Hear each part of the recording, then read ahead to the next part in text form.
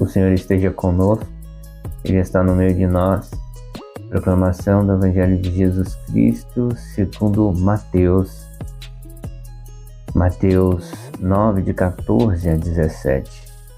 Naquele tempo, os discípulos de João aproximaram-se de Jesus e perguntaram: por que razão nós e os fariseus praticamos jejuns, mas teus discípulos não? Disse-lhe Jesus: por acaso os amigos do noivo podem estar de luto enquanto o noivo está com eles?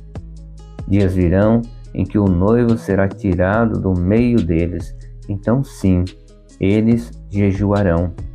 Ninguém coloca remendo de pano novo em roupa velha, porque o remendo repuxa e a roupa e o rasgão fica maior ainda.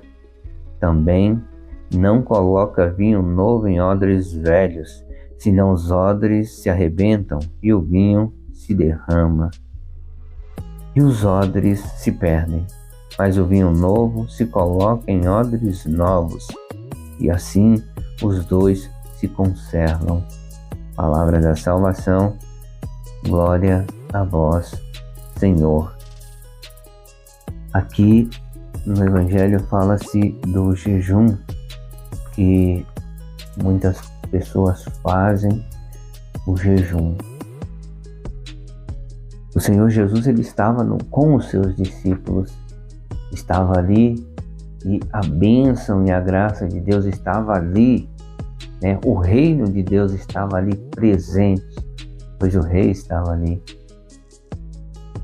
Os discípulos de Jesus Cristo, eles estavam aprendendo com o Mestre, aprendendo para que quando o Senhor subisse ao céu, fosse ficar novamente na sua morada, aí os discípulos estivessem aptos para continuar a missão. Então eles estavam aprendendo. Se o reino de Deus estava no meio deles, então não tinha necessidade deles fazer esse jejum. Mas quando o Senhor Jesus subiu ao céu, aí sim, os discípulos, eles precisavam estar em constante oração e precisavam fazer esse jejum, até porque todos nós precisamos desse autocontrole, né? Se nós podemos ficar sem um determinado alimento durante um dia, nós podemos resistir ao pecado, resistir às coisas que o mundo nos oferece. Se nós podemos nos abster de alguma coisa, podemos nos abster do pecado.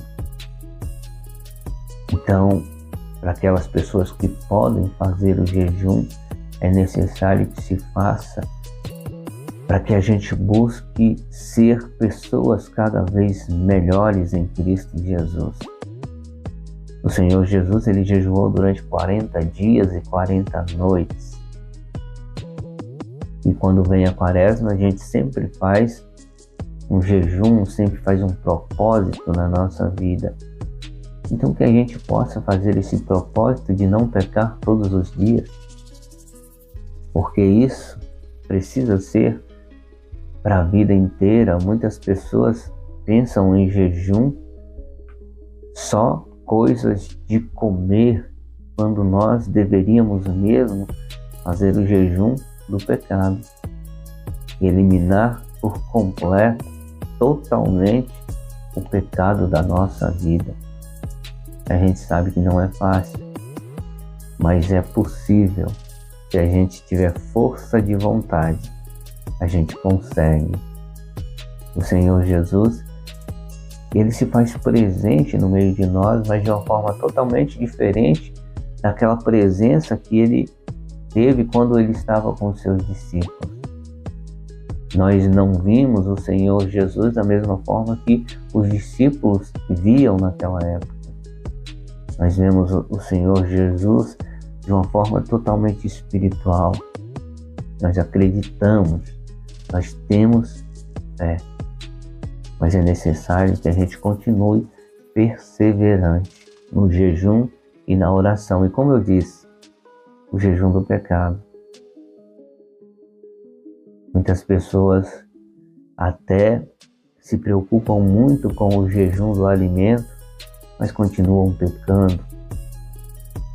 Então, não sei se faz muito efeito que possamos, sim, fazer o jejum de um alimento, juntamente com a oração, mas nos preocupar em fazer o jejum do pecado na nossa vida.